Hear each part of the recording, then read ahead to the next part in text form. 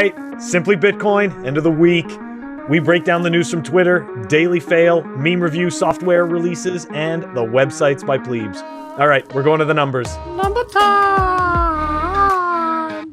Okay, so we are currently at a block height of 678,509. Current Bitcoin price, 58,210. Total lightning capacity, chain rewrite days, 602. Total lightning capacity, 1,196.54, pretty much flat from yesterday. Bitcoin versus gold market cap, 9.64%. And the sats per dollar, 1,717. So the network is looking 58K, man. 58K, the 58K ceiling that, we just keep knocking at that door, just keep knocking and keep shutting the door on us. But it's going to change. Soon they're going to open the door and we're going to walk right through. We're gonna walk. Even though I know we were above 58K, but this has become this kind of psychological level that we're just sitting at. So it's, anyways, whatever. Who cares? Dude, it's the new 10K, man. Speculation. 58K is the new 10K. That's what it feels like. So boring. So boring, I agree. We're going to break through that barrier very soon. Yeah. But anyways, Phil, it's time for the Daily Fail. Today's Daily Fail. Bitcoiners might recognize this douchebag. It's a BCH shill. I'm pretty sure BCH. Every once in a while, he puts out these horrible, horrible tweets, and everybody just totally shits on him and ratios him. BTC is fool's gold. It has become a purely speculative game of greater fool theory, only buying the asset based on an expectation of future price gains, no different to the modus operandi of a Ponzi scheme investor. BTC is a non-competitive with a broken long-term security model. Okay, so you can see this is his typical MO, right? He'll do these baseless claims. He'll never respond to any of them. And of course, you can waste your time challenging them, but he's not interested in any actual truth or anything like that. He's busy trying to shill his shitcoin and his shitcoining. Plain and simple. Okay? And the whole idea of the greater fool theory, so, we've talked about this before, right? At the end of the day, okay, you are going to get something that you value, but also that other people also value. Okay. BTC has what they call that shelling point, right? We agree on many of the characteristics of Bitcoin. And as a result, we value it based on those characteristics and what it can do for us and what we think it can do, going forward in the future. So I just find it ridiculous that he makes these claims and then, obviously has no backing for it, and it's just complete crap. So, enjoy your BCH, enjoy your free money that you're buying coffee with, while the soundest money gets built on Bitcoin. And eventually, you will be able to waste your sats on coffee if you so choose. You already can, but I don't really suggest it or recommend it. Yeah, man. So, Phil, I completely agree. I think his name was Justin Bonds or something. Oh, yeah, I forgot. I'm sorry. I should have mentioned this asshat. Dude, you're going to totally have fun staying poor. It's just, I guess he's just sour that he didn't buy corn at the time and that he sold that corn for a shit coin, which is B trash. And yeah, man, it sucks. But dude, look, he didn't get that much engagement. So I think people are getting a little bit wiser, and that's definitely a good thing. But yeah, man, have fun staying poor. But anyways, Phil, it's time for the Daily Meme Review. All right, everybody. The meme for today is brought to us by Dylan BTC Zation. He's another Bitcoin Zoomer like Nick Can't Mine. Definitely give this guy a follow, but let's check out the meme. You'll own Bitcoin and you'll be happy. Super hilarious. I found this so funny. I made this my header, Phil, on my Twitter. And that's just because I hate the World Economic Forum. There's some weird, sketchy, Dr. Evil people trying to control the world, these elites in Davos. And man, that meme touched my heart. And because of that, I'm going to give it this rubber ring. This black rubber ring. Ah, very nice. Exercise tool. Yes. Yeah. Finger strength. Finger stretching. Everybody who works at a computer has something like that. Some weird contraption that totally doesn't work and their hands still hurt, but they pretend that it's getting better. Anyways, Yeah, I thought that was a great meme. And of course, what made it powerful is that it was a great play on that stupid World Economic Forum advertisement. So I am going to give it a healthy lens cap and carrot. Yeah, man. You can't go wrong with the lens cap carrot combination. Dude. Right? Can't go wrong. I've run out of things to respond to these scores. You know, I can't. They keep getting better. There are no words. There are no words. But yeah, man, excellent meme. F that Klaus guy. I don't know about his reality, but I'll own Bitcoin in 2030. I'll be happy. Perhaps in his reality, he'll own nothing. He won't own any Bitcoin. You know how the tables have turned. Anyways, Phil, it's time for the Daily News, sponsored by Crypto Cloaks. All right, everybody. We have quite a bit of news today. Check out this tweet from documenting BTC SEC Commissioner Hester Pierce. Or I hope I pronounced that correctly. We were past that point of banning Bitcoin in the US very early on because you'd have to shut down the internet. He gets it. I don't see how you could ban Bitcoin. So look, this is a breath of fresh air. I'm glad that some people in the government are not just bobbling their heads like Phil says all the time. They actually understand that they can't shut down Bitcoin. But again, you know, talk is cheap. Let's see what happens. Phil, the next piece of news before I get your thoughts is check this out. Riot to acquire Whinstone. I know you guys are thinking, what is it? Whinstone? I don't even know if I pronounced it correctly. Creating a US-based industry Bitcoin miner, leader in Bitcoin mining, and that's an understatement. Check this out. Whinstone's site has a total power capacity of 750 megawatts with 300 megawatts currently developed. Whinstone's facility is believed to be the largest single facility as measured by development capacity in North America for Bitcoin miners. So this is awesome for two reasons, right? This is further decentralization of the hash rate, right? There's obviously a lot of interest, right, from investors here in the United States as the price of Bitcoin has pushed Riot's stock price upwards. Like, look, it's just literally, it's like an ETF of Bitcoin. It just follows the Bitcoin price, right? So it like becomes this self-fulfilling prophecy of as the price goes higher, there's more interest from investors. Therefore, the hash rate increases because those investors buy more Bitcoin miners. This is a lot of Bitcoin miners. Off the top of my head, I could be off here, right? There's about 50,000 plus S19s, right? So that's a lot of ASICs. That's a lot of heat. That's a lot of electricity. That's a lot of Bitcoin. Super, super cool. Phil, what are your thoughts on Riot, this major acquisition that they did, and the SEC commissioner's thoughts on Bitcoin? I mean, look, Hester Pierce got it right. You cannot stop it. And the only way that it could have been, stopped, or that it can be stopped, is by shutting down the internet. And even that doesn't really work because we already have mesh networks, and there's also some development going on. It's not huge, of course, but people are starting to try it out using ham radios, and also, of course, there's the Blockstream satellite, right? Which I know only broadcast the transactions, but again, the development is already going there. So yeah, they had a chance to stop it once, and they can't stop it now.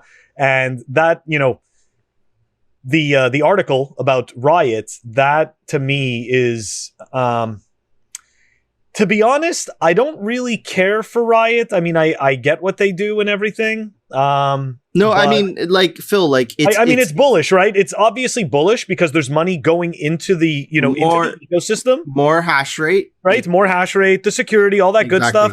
But like, I still, you know what it is? I kind of got soured from the fake companies back in 2017, 2018 that IPO'd and really just kind of threw blockchain in their name, which I know is totally different. I think these guys are legit. I think, yeah, exactly. Legit, Phil. And I read about them and I was like, these guys seem legit. But then I always think about these sketchy people in the back of I'm like, just be vigilant.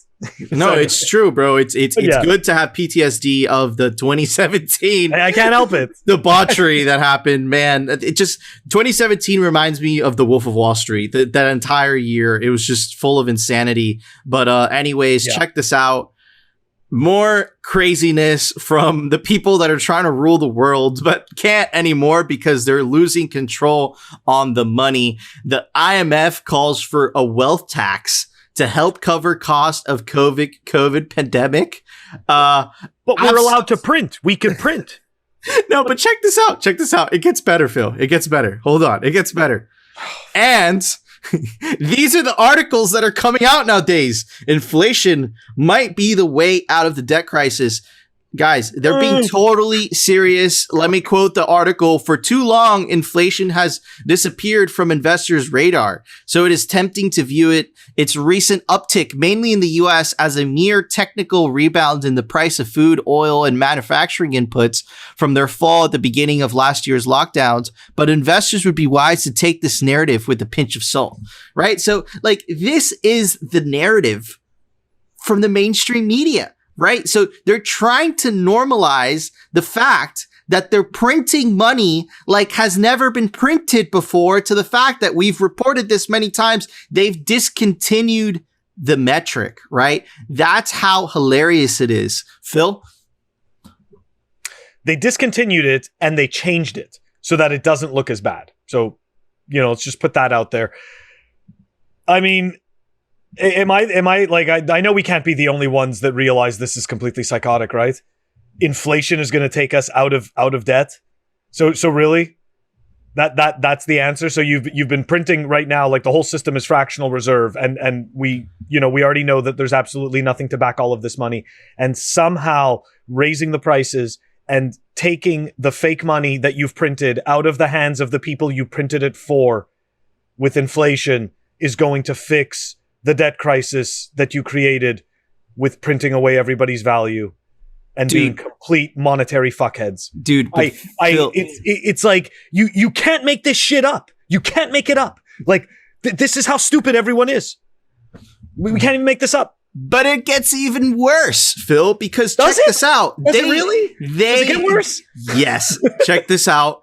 They don't have a choice but to keep printing. The scam is keeping that illusion they're gonna keep printing. That inflation is a good thing. They don't have an option but to keep printing. The last time they tried to stop to keep printing, it created like a kind of a crisis in the repo market that wasn't really well represented. And this was exactly the moment in time, by the way, this was in 2019, October 30th, 2019, that the government or the Fed has went on this insane like modern monetary theory experiment. As you can see, as the article says, injecting hundreds of billions into markets since September's rate crisis. They haven't stopped doing this since October 2019. To quote the article, the Federal Reserve has been injecting capital into the financial system for weeks to calm down money markets, but the actions are prompting worry amongst analysts, portfolio managers,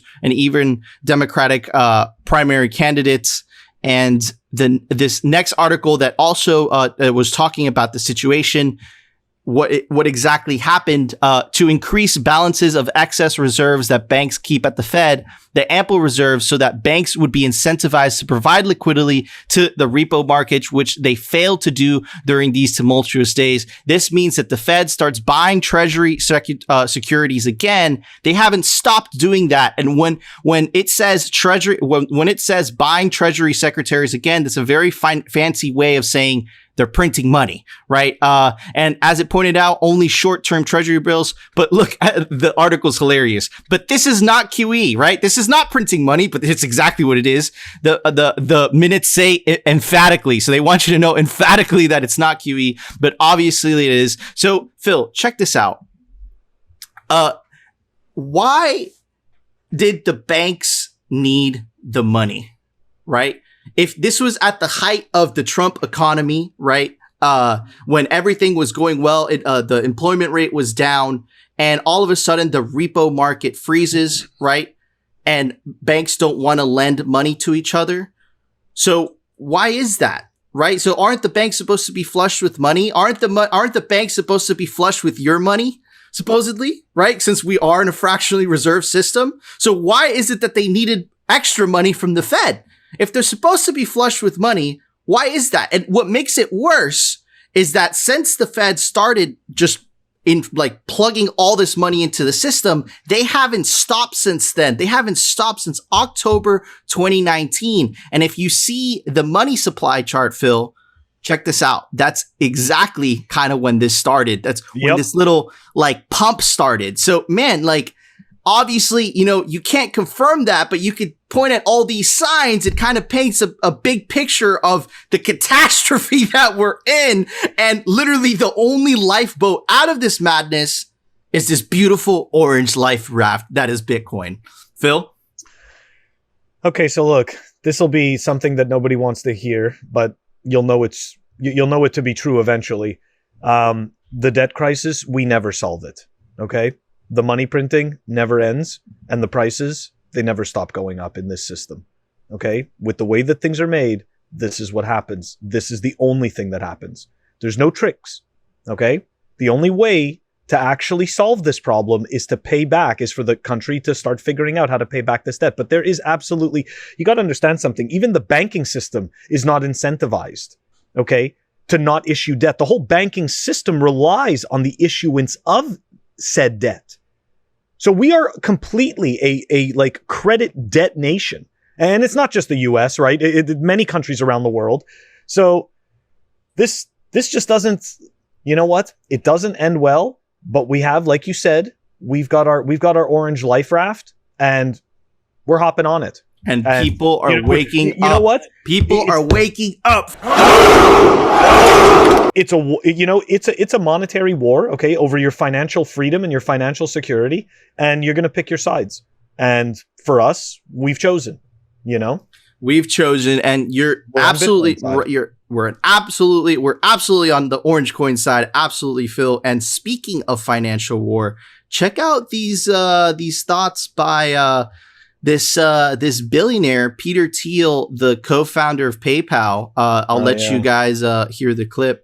Want to get they don't like the U.S. having this reserve currency because it gives us, you know, a lot of leverage over, you know, Iranian oil supply chains and all sorts of things like that. They don't want the renminbi to become a reserve currency because then you have to open your capital account and you have to do all sorts of things that they really don't want to do.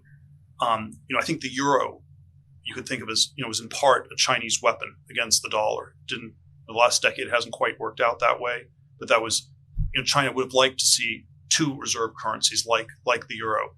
And you know, even though I'm sort of a pro-crypto, pro-Bitcoin maximalist person, I do wonder whether at this point Bitcoin is also should also be thought in part as a Chinese financial weapon against the U.S., where it threatens fiat money, but it especially threatens the U.S. Dollar, and China wants to do things to weaken it. So it's sort of China is long Bitcoin, and perhaps from a geopolitical perspective, the U.S. should be a little bit be asking some tougher questions about exactly how that works. So look, a lot of people, you know, took it in many different ways. I paid attention to a lot of the specifics in the wording that he said, right? He said he's pro Bitcoin, you know, but take that with a grain of salt, of course. But he kind of called out the United States. You know, he said, listen, China probably has holdings in Bitcoin. They could use this to kind of attack you. And this goes back to the theme that we've been saying, that the countries that accumulate the most amount of Bitcoin into the future that we're heading are going to have the most amount of power, right? So I see it as kind of like a call to action to the United States. Like, you guys should be stacking sats. So maybe, Phil, you see it in a different light? No, I probably see it in a really similar light to you. I just, you know, as much as we look at the political stage and we see these powers, you know, all wanting to be, you know, obviously China wants to be number one, America wants to be number one, everybody wants to be number one, right? Nobody wants to be number two or three. But look, at the end of the day, this was, you know, unfortunately, the dismantlers of our financial system, okay? They were people that were quote unquote Americans, right? Like they were people, you know, that chose to follow along, right? And essentially help dismantle our country. And as a result, okay, we have to sit here and we have to find a way to get it back. but we got sold out. Like that is what happened. We absolutely got sold out. Okay. We were on our way. We were doing great. And then I swear, because we removed gold, this whole nonsense of, oh, well, the country couldn't grow if we didn't have debt. That's bullshit. Okay. That is complete, utter bullshit. Because when you look back to the times where we produced some of the most high quality, intense breakthroughs, we're talking about the Renaissance. Okay. That was a crazy time of growth and people actually learning about what people are supposed to be. If you think that we were supposed to wake up every single day and, slog off to some fucking job until we drop dead one day when we're 75 in our backyard, that's not what you were supposed to do. Okay. But this is what we've all become because of this fucking debt wheel that they've created for us. So you know what, regardless of what the countries, they're going to sit there and fight, oh, Bitcoin, Peter Thiel could be like, oh, Bitcoin could be used as a financial weapon against the US. Man, fuck you, dude. Okay, our own money is used against us as a financial fucking weapon. Like it's bullshit. And don't get me wrong, I'm not standing up for China. I'm just saying we got to stop pointing the finger. Okay, if China's accumulating Bitcoin, then we should get off our asses and accumulate Bitcoin. That's what we should do.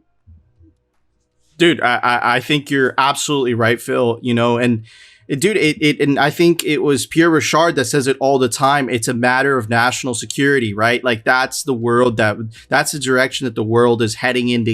United States definitely has to get off its ass, definitely buy some Bitcoin, put it in its reserves, for the sake of the people. And dude, man, part of the reason that Bitcoin was born was because of how effed we got, right, by the previous generation and all the shenanigans that they did. That's even before them. The boomers are victims too. People just don't want to admit it. The whole architecture is broken, and man, all of society runs on this broken, corrupt money. And I'm so glad that in the future, the society, hopefully, if we fight for it and we win, the society is going to be built on a money that rewards truth and rewards good behavior versus a money that rewards horrible behavior and rewards essentially spending, right? Yep. But anyways, Phil, there was a software release today. Why don't you tell everybody about it? Software releases. All right, looks like we've got Electrum version 4.1.2 that was released, and that is down below in the show notes. Awesome. Thank you, Phil. All right, guys, that was our show. You know what to do. If you enjoyed the show, I'd really appreciate it if you smash that like button and smash it. Yeah. And of course, if you want to hear the news, if you want to keep hearing the news from the Bitcoin pleep-plap perspective, definitely consider subscribing. And we will see you tomorrow for another episode of Simply Bitcoin.